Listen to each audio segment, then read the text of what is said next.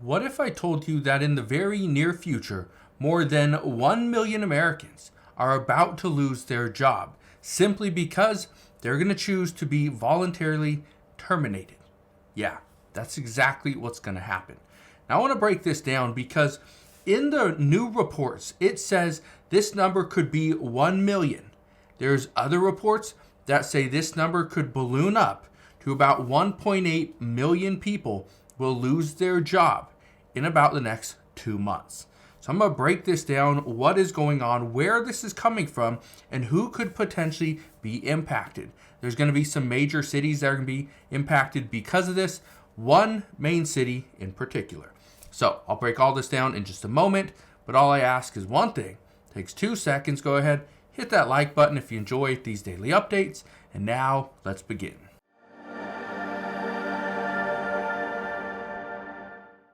1 million people is a massive number. But where is this coming from? Which industry or which business is this going to pretty much pertain to? Well, it's actually the federal government is where it's going to start. And then it's going to balloon out from there. Look at this. It says, President-elect Donald Trump wants federal workers back in the office. It may be a tall task. That article is from the Washington Post just today. Now, I want to read you a little bit of this article, but first, I want to show you a few things. Here's an article right here from Forbes. It says, The Great Office Return. Will 2025 be the end of remote work? Well, it's going to be a very difficult transition to go from remote work where you're at, home 4 or 5 days a week, and then all of a sudden you have to go into the office 3 to 5 days per week. That's a complete switch, a complete 180, and many families can't actually do it.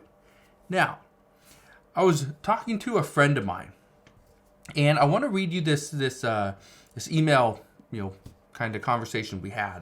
But listen to what my friend wrote to me. First off, he says, "Yo, it's been a minute. How have you been? Let's get together this week. I could use your input." I wrote back, I'm a little bit busy, but I wrote back and said, "I'm not in town at the moment, but should be back in a couple weeks. What's going on?" Here's what he wrote. Listen to this. He says, "As you know, Sarah and I are both working remotely from home. She is being called back into the office 3 days per week and can work the remaining 10 hours from home. I, however, must return 5 days a week." He works for Amazon. We moved out of the city. We moved out of the city to get away from the stress, but now it looks like we are being forced to move back. I don't want to sell the new house. Sarah doesn't know how we will get the kids to school or if we need to transfer them again. I'm looking for some solid advice and which direction to go. You gave me great advice last time, so I'd appreciate an outside opinion once again. Well, this isn't the first email that I've received from friends of mine or from even community members who've come on and asked, "Hey, I need some help. This is what I'm being asked to do, and I just can't do it." Well, here's the truth. We are seeing a huge list of reasons why people are struggling to return to the office 5 days a week. I want to show you a list of these things, okay? Now, look at this right here. It says why some employees don't want to return to the office. It says in a recent poll, 65% of workers said they would prefer to work remotely indefinitely. And I think we all would. It says most cite the flexibility, autonomy, and work-life balance provided by remote work. Conversely, some of the benefits people enjoy about remote work have made them less tolerant of certain aspects of the traditional office model. So I want to read you some of the things as to why people don't want to go and work back in the office. But at the same time, consider this. Donald Trump, Elon Musk, Vivek Ramaswamy, they are trying to get people back to work because, according to them, they say it's wasted spending. And I want to read you this from them as well. Look at this right here. It says, and this is talking about the current administration, even as it races to extend work from home agreements for before Trump assumes office January 20th, the AFGE last week told its own employees that as of January, workers in its DC headquarters will be allowed to telework for only 2 days in each 2-week pay period. This is down from the 5 days per pay period this year, which they're currently doing. It says the new return to office mandate ordered by National President Everett Kelly is designed to ensure that the staff is fully prepared to tackle an onslaught of Trump policies targeting the federal workforce. Okay, that's interesting, but this is why it's so important to understand what's going on, okay? Because of what these two men are saying. It says what to know about federal employees who telecommute as DOJ looks to end remote work. Now, I want to read you what they said. Look at this.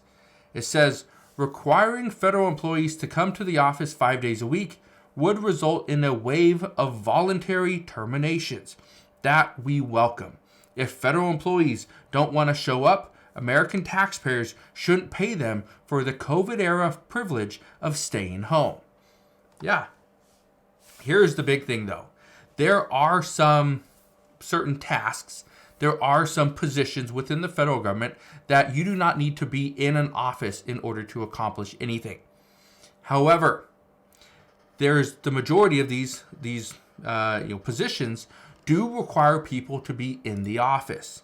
Now, I want to read you some stats here. I want to read you these facts. It says in a recent report, it showed a total of 2,277,000 employees. This is in May of 2024, okay, or May of this year. I was getting 2024. In the 24 cabinet departments, the largest independent agencies, which account for 98% of all federal employees. That's 2,277,000 employees. It says of those, this report said 1.2 million people must work on-site full-time, which means 1.05 million people are eligible to work off-site, of whom 228,000 are considered remote workers. All right? Now, with that said, how difficult is it going to be to get everybody back into the office? Well, it's going to be impossible. Here's the reason why. These are just some of the reasons. First one, long commutes. One of the things that we've seen, and speaking of my friend here, I'm using their story as an example, a long commute. So they used to live in Seattle, Washington. Again, he works for Amazon. She works for a company that is within, it's actually out of Bellevue, but very close, right? They moved about an hour and 20 minutes away. Okay, that's an hour and 20 minutes without traffic. With traffic, it pushes them closer to 2.5 hours. Okay, to get from the Amazon headquarters to their new home. It's a long commute. I wouldn't want to drive 2.5 hours to get to work. Okay, that means you drive 2.5 hours there, 2.5 hours back. That's 5 hours on the road. You got 24 hours in a day. If you go there 5 days a week, that's 25 hours every single week. So every single week, you waste 1 day driving. That is insane. One thing you can't get back in life is time. You can make more money doing something else. You cannot get back your time. So long commute, that's hurting a lot of people. Less flexibility, that's another big one. When you can work from home, okay, you have a lot of flexibility. You can get up a little bit later. You can do a workout in the middle of the day. You can watch your Netflix shows whenever you want to, right? In between a phone call, in between sending an email, right? You can do that. You can also take your kids to work or take your kids to school while you're working. All you gotta do is take your phone or take your computer and you're still at work. Anything needs to be done, you can handle it right there, right? You can do that. I have friends that they do teleconferences. And they put their phone on their dash and they're driving and they have this conference. They do it, right? And it's part of their work-life balance. Great. But again, that's something that people don't want to lose. They don't want that flexibility. They're losing that flexibility. So again, understand it. The high cost of childcare. When the whole pandemic was going on and a lot of people were not taking their kids to a childcare service for obvious reasons, and a lot of them shut down, What they did was they watched their kids. Okay, I've had the luxury of every single one of my kids. I've been able to watch them as they grew up. Okay, my first one, watched him for 4 or 5 years. Okay, they went off to school. Second one, same thing, 4 or 5 years. They went off to school. Okay, third one, 4 or 5 years. We like still take him to school, pick him up. That's something I love to do it. But again, the high cost of childcare. If it's too expensive, why would you continue to go to work when all your money is going to go to childcare? Just don't work. Stay home. Save a little bit of money. Spend time with your kids. Again, that's time you're never going to get back. Here's another one. Coworkers are not on site. It says one of the biggest benefits of physical offices is how it encourages collaboration, creativity, and innovation. With remote or hybrid work, spontaneous brainstorming and teamwork opportunities often dwindle, which can impact a team's efficiency and camaraderie. Yeah, it's huge. And here's the last one. Negative work environment. A lot of people don't want to go into an office because it's negative. Every time they step in, someone's bringing them another problem. Yeah, why would you want that?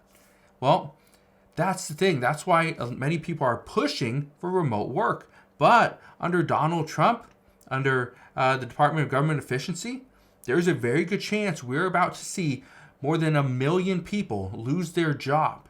That's just from the federal government side.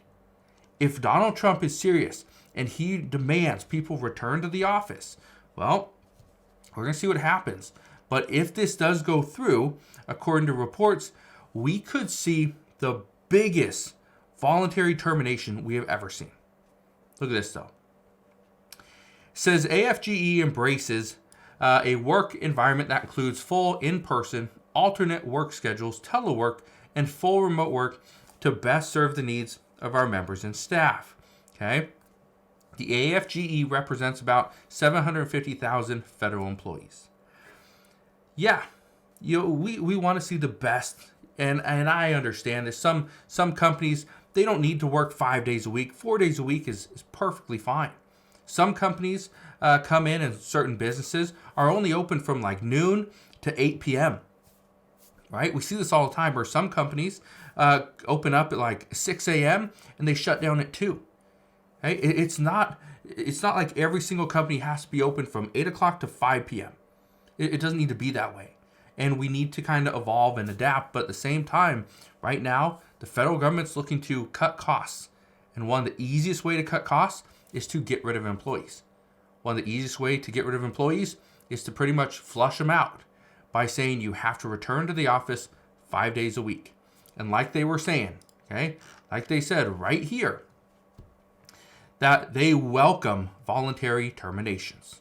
So we'll see what happens moving forward. All I can tell you right now is experts believe we are going to see anywhere between 1 million to 1.8 million people lose their jobs because of the return to office mandates. So if you have any stories regarding return to office mandates or why you don't want to do it, please let me know down in the comment section below. But that is what we know as of today. So again, thank you guys for watching. Consider subscribing, and I'll see you guys on the next one.